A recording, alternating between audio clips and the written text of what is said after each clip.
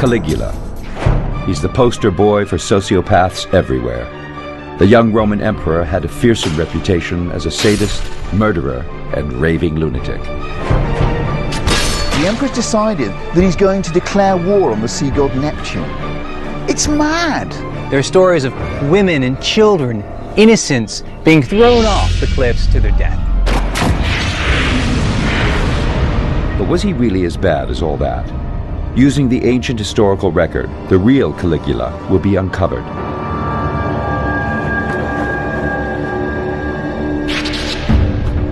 Investigators will put his turbulent life under the microscope with a range of scientific tests.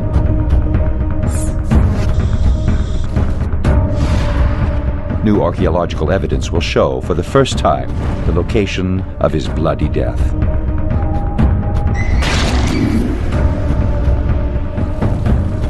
And a leading forensic psychiatrist will analyze his character, all to reveal whether he was mad or just plain bad, and how he stacks up against other ancients behaving badly.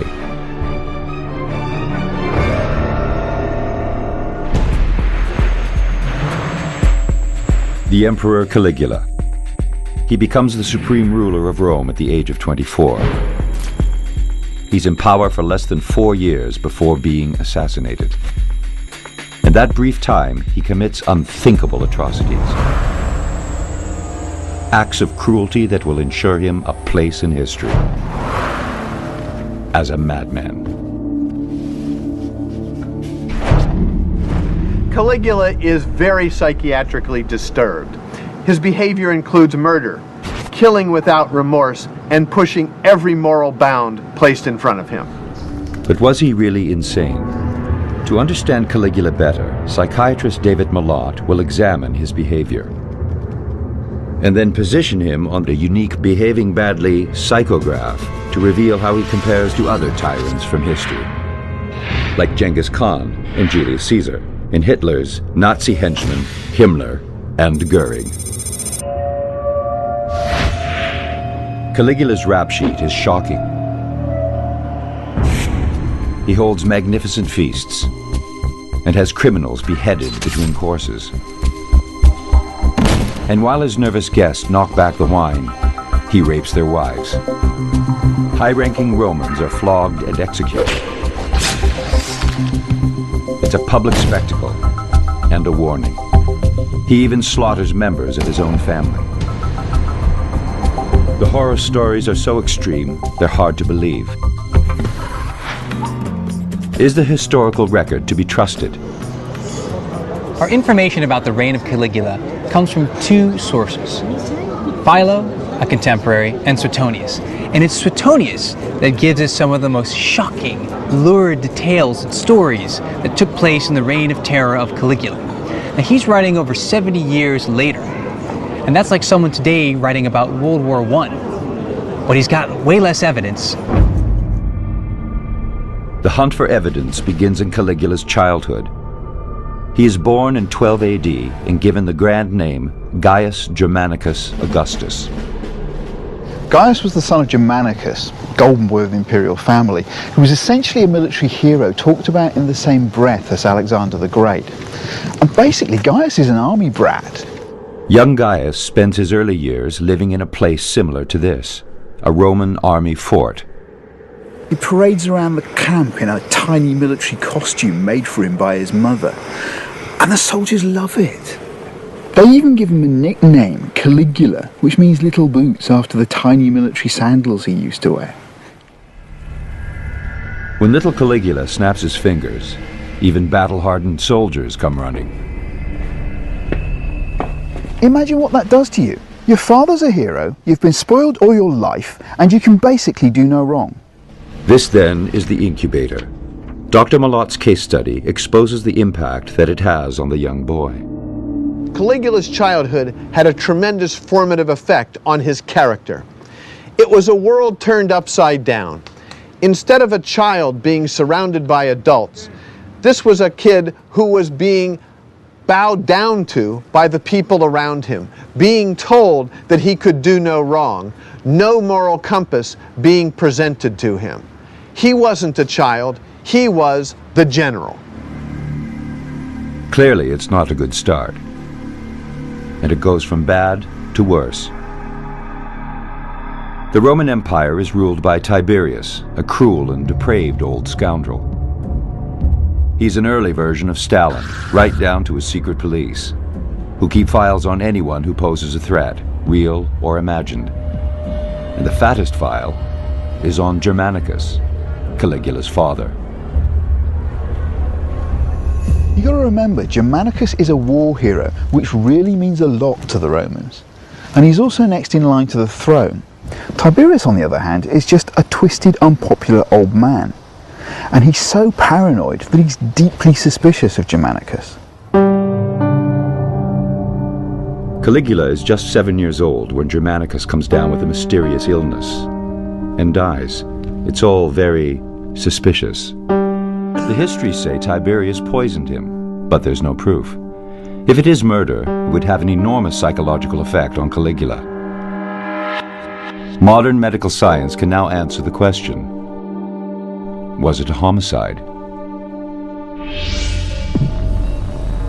Toxicologist Dr. Timothy Erickson has read the historical account and found two vital clues. A robotic patient simulator helps explain his analysis. We know from Germanicus' accounts that he had skin findings that were blotchy. These accounts are quite descriptive. The other very important account historically of Germanicus' death is he was foaming at the mouth immediately before his death. Nowadays we know this is consistent with arsenic poisoning. But arsenic poisoning can be mistaken for a common and lethal disease. What's classically described with arsenic poisoning is a rice water-like diarrhea, where you're losing so much volume through the diarrhea that it appears like rice in water. Most accounts would call that cholera, so it's another way to get people off the suspicious trail of arsenic. Arsenic masquerading as cholera. It's a likely explanation. He goes into heart failure. And then the body completely shuts down and he dies.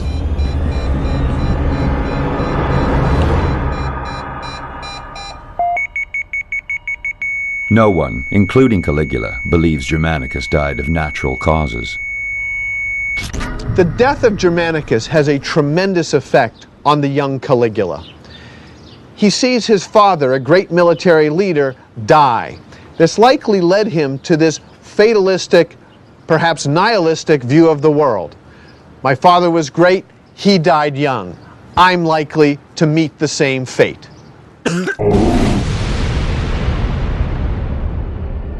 For the next 12 years, Caligula lives in isolation with his grandmother. Nothing is written about this period of his life.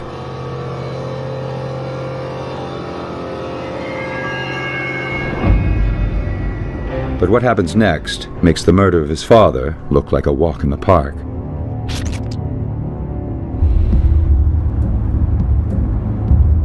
Tiberius summons him to the island of Capri, a resort now, but then a place to be feared. I'm rushing to catch the ferry to get to the island of Capri. I want to explore there, what impact being there had on the life of Caligula. And I really want to hurry up because there's a storm coming.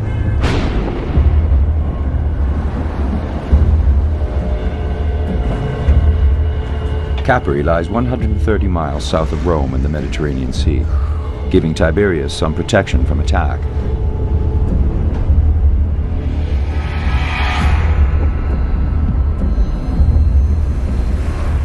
We've arrived in Capri and the mood is gloomy, overcast, dark.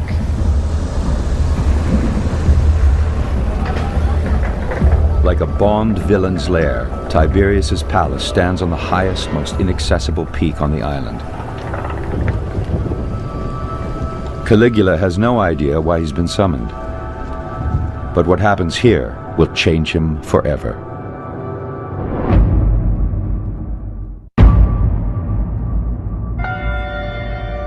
"19-year-old Caligula arrives at the island hideaway of the feared and depraved Emperor Tiberius.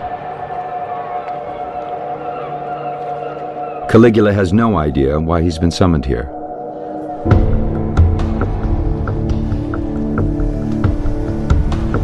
This is the path Caligula would have taken to Tiberius's hilltop palace.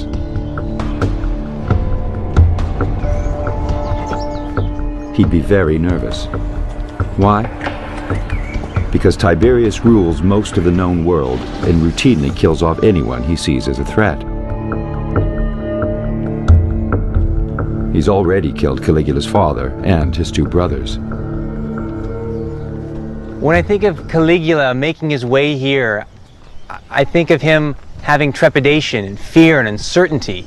His family members have been killed by Tiberius. Is he next? Only the ruins survive today. But what Caligula sees is a towering fortress. It's a nightmarish place, the site of unspeakable atrocities.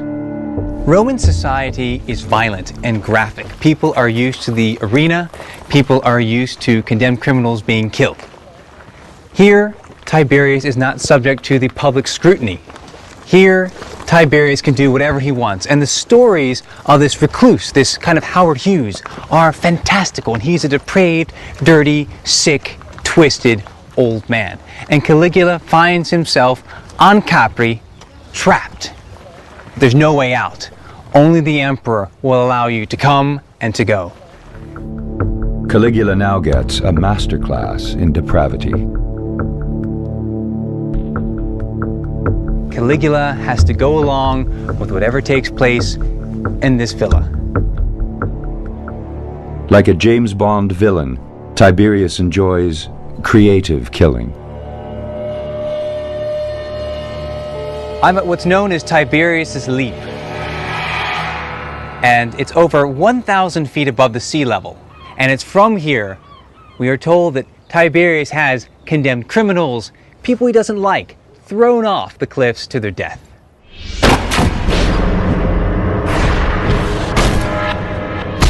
We are told if they still survived, there were people down below in boats with oars. And if someone popped up above the surface alive, their heads would be smashed with the oars. Tiberius's Leap isn't just for criminals. There are stories of women and children, innocents, being thrown off just for the pleasure of Tiberius.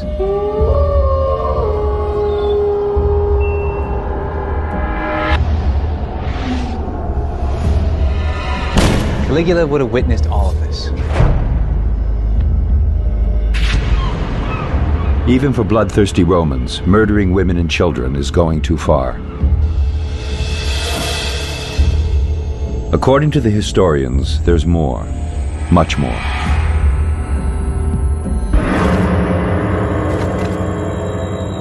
Orgies, rape, pedophilia, torture, the whole catalog of bad behavior. The stories tell us that Caligula abandons himself and participates in all kinds of sexual perversions and horrific acts. Capri has an overwhelming effect on Caligula. He learns that life is worthless. He learns that the purpose of life is the pursuit of pure pleasure. And he learns to marry pure pleasure with violence. Caligula sinks ever deeper into this twisted mental state. He now begins to identify with Tiberius. I want to be like Tiberius. He wants to be Tiberius, the man who killed his family and now holds him captive. It's an early version of Stockholm Syndrome.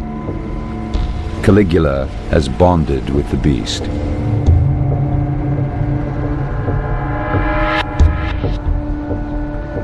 He now seeks what Tiberius has: total power. Caligula learns what absolute power is. He sees from Capri the empire, and he wants it. And he soon gets it, when Tiberius suddenly dies.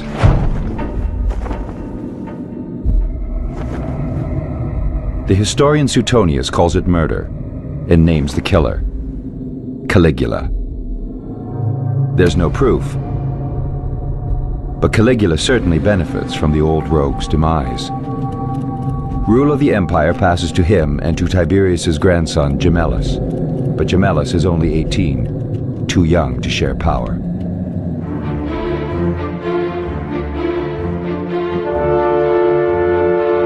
AD 37. Caligula is 24 and has the world by the tail. Tiberius is dead. Caligula is now the emperor. He makes his way to Rome on this very road, on the Via Appia. And the crowds turned out. They were excited. They were jubilant. They were ready to see a new beginning and their new emperor. The first thing he does is distance himself from the feared Tiberius. Caligula makes his way into the Forum, where he very publicly burns the secret files that Tiberius kept on Roman citizens. This is a grand moment. It's as if the KGB files are getting burned in public. This is a new beginning, and the crowd is enthusiastic about this move. Little do they know that Caligula has kept backup files of those same records.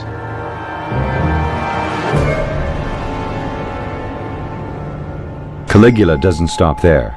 He panders to the masses, buying himself some love. Roman society is basically divided into two groups: the ruling class, the educated people, the extremely wealthy people. Right? That's one group of people. The other is the plebs, the commoners, the mob. And you've got to keep them satisfied. You've got to keep them happy. And one way in which Caligula is doing that, and becomes quite notorious for doing so, is giving away money. How much money? Up to 2.7 billion bronze coins. And he's doing that in venues like the Basilica Julia, going to the top of the structure and throwing them down to the masses who are eagerly awaiting to scoop them up and take them home. For 8 months, it's all sweetness and light. Then Caligula abruptly changes. Almost overnight, the benevolent dictator becomes a raging monster, a Tiberius clone. He turns on his people in an orgy of violence.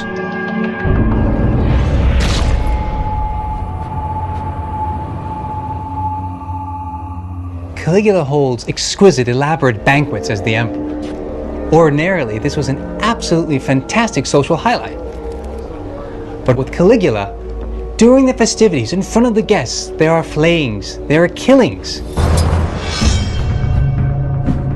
And there's blood on the tablecloth. The historian Suetonius says it gets worse. He would sometimes remove the wives of distinguished guests, take them away, rape them, and then bring them back to the banquet and discuss the sexual performance. This is outrageous. He thinks he can get away with it, and he's right. Caligula is an equal opportunity abuser. Upper crust Romans who cross him are beaten, tortured, and put to death in public arenas.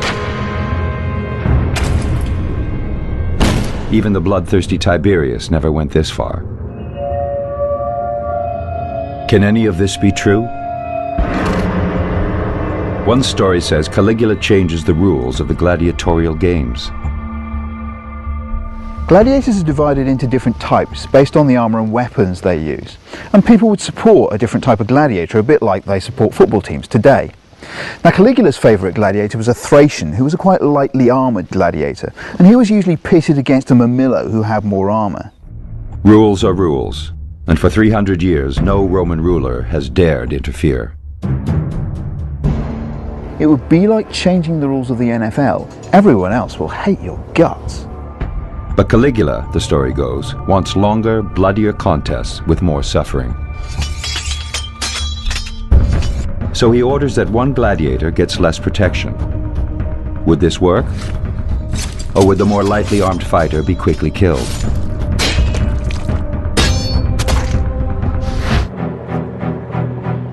To answer this question, 2 fight experts are wearing authentic gladiatorial armor. There's not much of it to start with.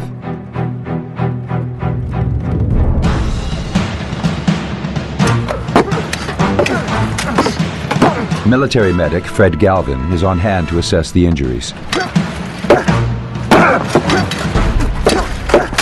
Okay, what we're going to do now is we're going to be removing the arm guard from this gladiator. What we're going to end up having exposed now is going to be his biceps, triceps, forearm muscles, wrist.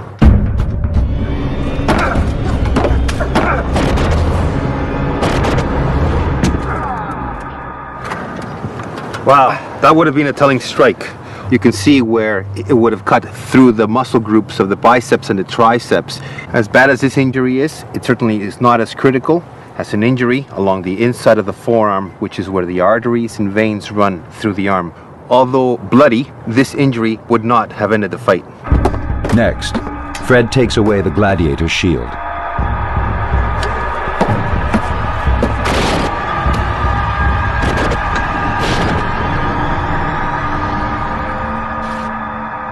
This was a superficial slash across the abdomen. No vital structures in his abdominal area were struck. For example, his liver in this area, or his spleen located up here. Lungs on either side of the chest, and the heart located in this central region, they were not affected by this blow. It was a superficial slash across the abdominal muscles, and he will continue to fight another day. The Thracian could probably kill his opponent any time, but if he doesn't put on the drawn-out, bloody spectacle Caligula wants, the Emperor won't let him leave the arena alive. When it comes to bad behavior, Caligula is unnatural. The question is, what transforms him into an out-and-out monster? Historical sources blame it on a mystery illness. Now, modern medical science will reveal the truth.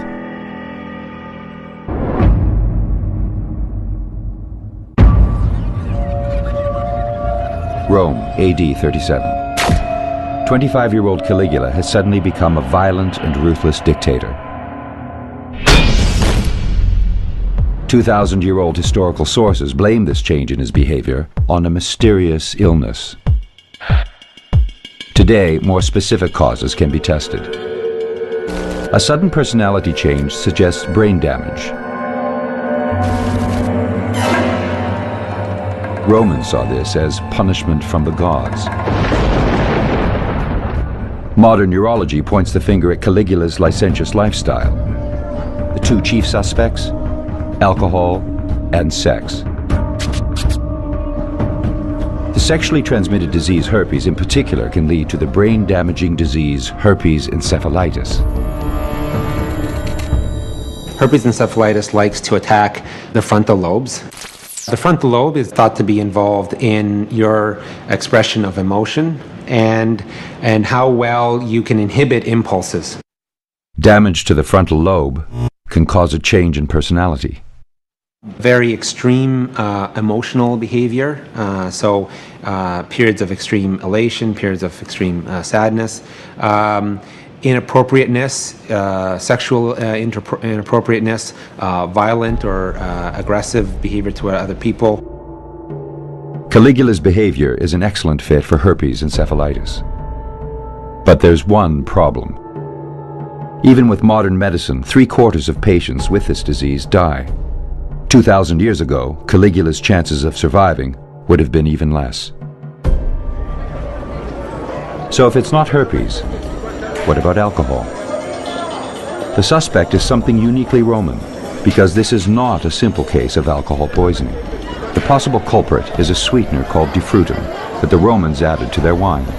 They were making a dry wine, which probably wasn't all that good compared to modern technology, and they used the defrutum to sweeten it up so it became more palatable. He's cooking up a batch of defrutum using the exact method the Romans used. What makes defrutum suspect is how it is made. The ingredients are boiled in a pot lined with lead. They felt that any brass or brazen pots, as they called them, would spoil the juice that they're making.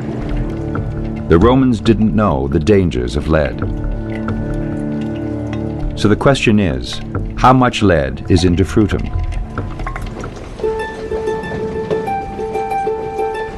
A chemical analysis will provide an answer. This is amazing because no one's actually, to my knowledge, taken the extract, done the process, and then tested it for lead. Back then, they appreciated the flavor of lead. It was almost like chocolate syrup on their food. The sample is analyzed in a mass spectrometer, and the lead levels are compared against a modern wine. Okay, so average wines today, you take any wine off the shelf, it's going to be less than 200 parts per billion, and that's what's permissible. If it's less than 200, it's okay to sell. Okay, well, let's look at Defrutum. Wow. 29,000 ppb. That's huge. It is packed with lead. I mean, it really gives you a wallop. I knew it would be elevated. I didn't know how high the levels would be, and quite honestly, they're much higher than anticipated. So, there is more than enough lead in Defrutum to cause chronic lead poisoning. Once the patient starts getting really lead intoxicated or lead poisoning, then you start seeing the altered personalities, the delirium, the confusion. Could it have accounted for the personality changes, deficits, the radical behavior of Caligula? I think so. But Caligula isn't the only Roman who drinks a lot of wine. You'd assume many would get lead poisoning. One historical account provides an explanation.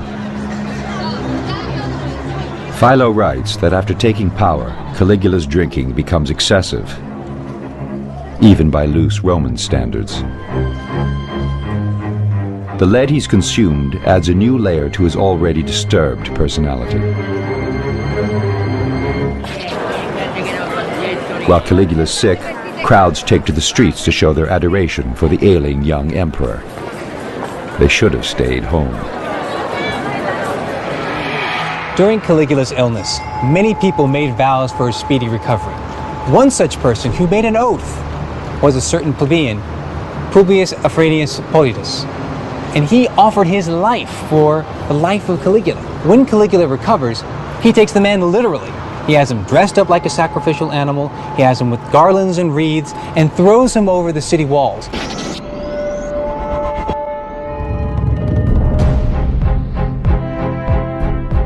That done, Caligula turns on Gemellus, his co-ruler. Caligula realizes, more than ever, Gemellus is only a heartbeat away from the throne. He is his co-ruler, although Caligula was the favorite of Tiberius. He has to be eliminated. Caligula accuses Gemellus of treason. The punishment for this is death. Caligula doesn't bother with the legal niceties. Even Stalin used show trials to cover his tracks. All he offers Gemellus is the chance to die with Roman honor. Gemellus is now being forced to commit suicide, and Caligula sends his goons over to make sure the job gets done.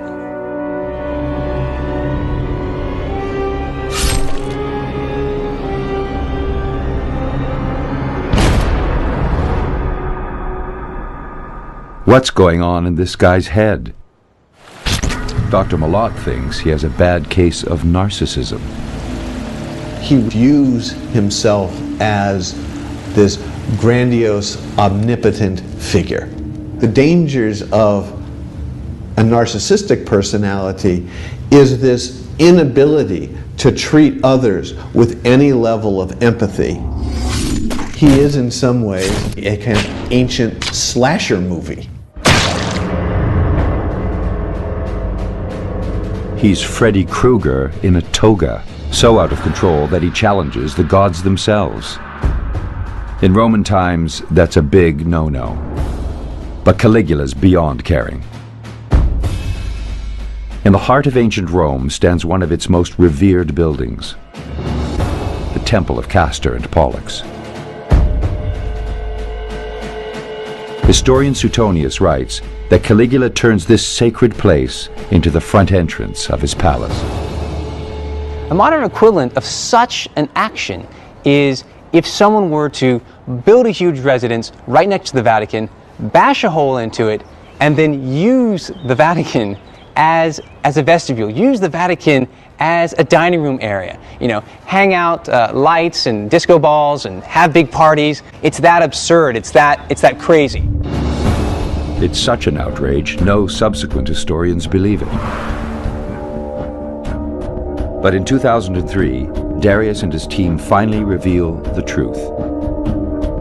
The dig they excavated here is now filled in, but what they found was astonishing. Right in this area, we have definitely some Caligulan structures that are part of the palace. Now, coming forward in this direction, our excavations revealed here where the portico is, massive foundations. They continue in this direction. They draw all the way, extending to the back of the temple of Castor and Pollux. So what we have is massive foundations extending from where we know the Julio-Claudians are building palaces. We know that Caligula is involved, coming all the way to this point, butting up against the backside of the temple of Castor and Pollux, as the sources say. This suggests that the story everyone refused to believe for 2,000 years is true. Not even the gods can stop Caligula. Now he's about to embark on a journey that the sources say point to something worse, that Caligula is stark, raving mad. AD 39. 27-year-old Caligula rules Rome through fear. But that's not enough for him. He wants to ensure his place in history by becoming a great general. You need to understand that Rome's a military state, and there's one hard and fast rule: great leaders win battles. If you want respect in Rome, you have to go out and kick barbarian butt, and you have to do it spectacularly. Now, on top of that, Caligula's under the shadow of his father, Germanicus, who's a military hero, and he's desperate to get out from under that shadow. Basically, he's desperate to prove himself as a military leader. So Caligula decides to lead a military campaign more than 1,000 miles from Rome to the north coast of Europe. Suetonius writes that after 8 months, Caligula returns to Rome telling an extraordinary story, that he's conquered Britain, something even Julius Caesar couldn't manage. Suetonius also says that Caligula sets up a hoax. To prove he's conquered Britain, he parades captured prisoners, including a British chieftain.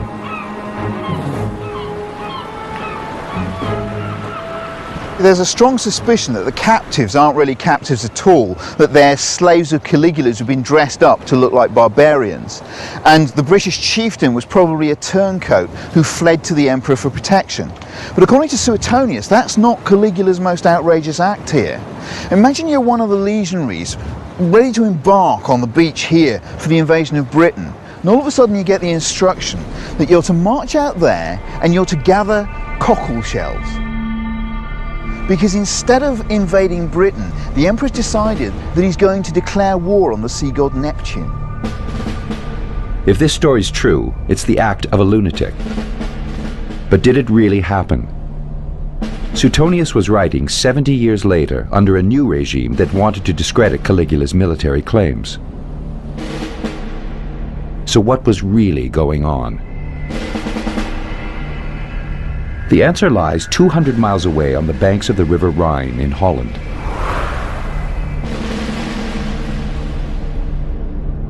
There are a series of Roman forts here, used by the Emperor Claudius to launch an invasion of Britain 3 years after Caligula was here.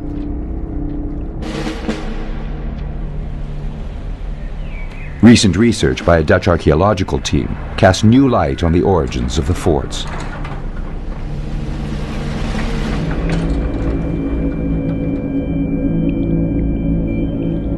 The team dated the log timber in the forts using tree rings. It's called dendrochronology. It gives every piece of wood a unique pattern, like a barcode. We do know the sequence of those barcodes, so to say, from 6000 BC to the present day. So when you've got the code for this particular piece of wood, you just compare it to the known sequence, and then you get an absolute match for AD 40. And even the season, winter AD 40. The dating is so precise that it confirms the forts were built exactly at the time Caligula was here. They were not built by Claudius. The team discovers something else on the site, showing Caligula was planning something big. Money, and lots of it. During the excavations of the fort, we found about 700 coins, and over half of them had been minted in Caligula's reign. What you see here is a coin issued in the reign of Caligula with a portrait of Caligula.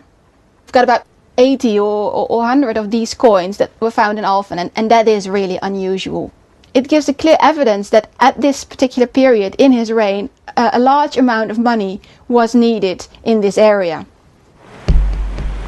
So Caligula did build a chain of forts here, and he has a lot of cash. Dr. Kemmer's analysis is clear about what's going on. Why they built the forts here in Caligula's reign is to control the supply lines and to have kind of storage bases where they could store the supplies needed for the big invasion. The River Rhine is a perfect transport route from the Mediterranean. Well, it starts in the Alps, but you could use the Rhone from the Mediterranean, move over to the Rhine, bring your troops and supplies over the Rhine to the North Sea coast, and from there launch an invasion to Britain. It's not known why Caligula didn't follow through on his invasion plan. But 3 years later, Claudius did conquer Britain, using Caligula's forts. So Caligula's strategy was well thought out. I think the evidence for actually Caligula preparing an invasion in Britain forces us to re-evaluate him in a way. He's always looked at as a madman, and his entire undertaking of going to Britain is dismissed as being quite irreliable. But definitely something big was going on in his reign, so it wasn't a disaster after all. I think real things happened, important things happened, and not just the acts of a mad boy. Caligula is not insane. He's not psychotic. He was able to plan, lead, and execute a complicated military operation. This was a detailed, goal-directed endeavor. And in psychosis, what you do not see is goal-directedness.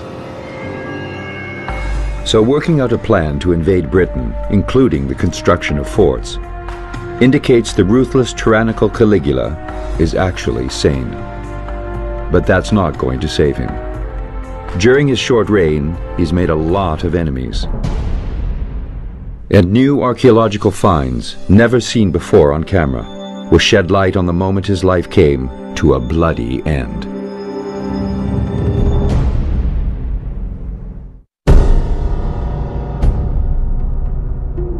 Caligula is now 29. He's ruled Rome for less than 4 years, and he's out of control. No one is safe from his bloody violence. Not even those whose sworn duty it is to protect him. His Praetorian guards. The ancient sources tell us that Caligula is abusing his Praetorian guards. He's making fun of one for an effeminate voice. He's making fun of another one by sleeping with his wife. This is utter madness. These are the people that have your backs. These are the people that are protecting your life and limb. Caligula seems to have a death wish. On a cold January day in 41 AD, he attends the Palatine Games in Rome. Excited crowds fill the theater and spill out onto the street. The atmosphere is charged. At lunchtime, Caligula leaves the games. He enters an underground passage called a cryptoportico and heads towards his palace. He won't get there alive. This kind of cryptoportico or underground passageway would link you, like in a maze, from one point of the palace to another. And this is a great discovery that's been made in recent years. For almost 2,000 years, these passageways have been lost. Archaeologists discovered them in 2006. And this is the first time cameras have been allowed inside. The first passages discovered were built sometime after Caligula. But as they dug further, they made a find that changed everything. This is one of the more recent excavation sites, and right here was an important discovery. It says on this lead pipe, this water pipe, Tiberius Claudius Caesar Augustus. Who is Claudius? The successor of Caligula. So we're getting closer and closer to the realities of Caligula. So this is a precious, precious document that means that the archaeologists today are reconsidering the entire dating of this complex. 2 years after this discovery, the archaeologists dug even deeper. This Cryptoporticus is older than the Cryptoporticus we've seen. The corridor that Caligula passes through on his way from celebrating the games on the Palatine Hill. We're told that he goes through a Cryptoporticus on the Palatine Hill in his palace like this, and he finds himself isolated, away from his bodyguard, away from his retinue, alone. These are the passages Caligula actually walks down on the last day of his violent life.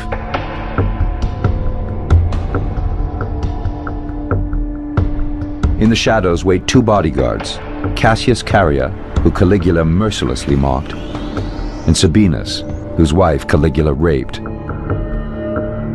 And that is when the conspirators strike. Cassius Caria and Sabinus find him here, and they strike the blow.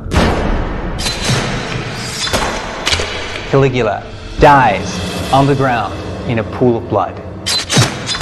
Caligula has been emperor for 3 years, 8 months, and 10 days. He is just 29 years old. In that brief time, he turned the Romans' love for him into hate and revulsion. He lived for bloody violence. He enjoyed watching the massacre of women and children. He made the bloody and cruel gladiator games bloodier. He raped and he murdered. Where does such behavior of an ancient behaving badly put him on the psychopathic scale of tyrants? Although Caligula might have killed to gain power, most of his killing was for his own entertainment.